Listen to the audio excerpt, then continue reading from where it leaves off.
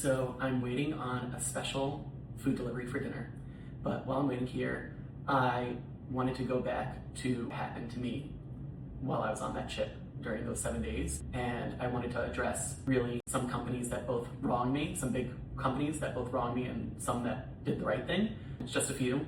And I want to be able to use my platform to call them out for not being able to help people in these situations, or in contrary to being able to and willing to help people in these situations.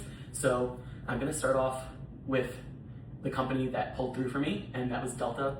I had a flight home from Lisbon to Boston, and my mom was able to take care of it because I was not in the mental space to be able to sit on the phone, wait for them to answer, and try to get that resolved. They credited me all my money back for that flight, which was great, and they didn't ask for anything medical or anything like that. They were very cooperative and really easy to get my money back, which was, I'm really grateful for that. That's why I always love flying with Delta. Delta, thank you for being cooperative. I'm gonna be reaching out soon because unfortunately I have to cancel my Italy trip. I'm not gonna make it because of quarantine.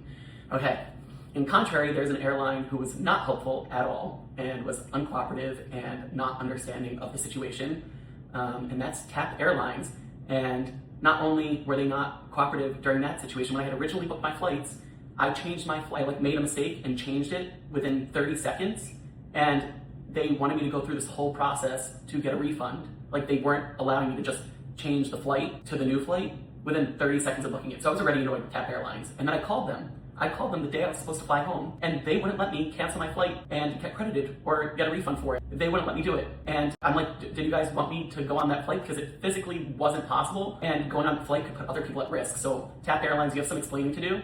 I'm not sure why you guys were creating so many issues or why you weren't being helpful, but TAP Airlines, I will not be flying with you ever. So that is a shout out to TAP Airlines for not, dealing with the situation very well.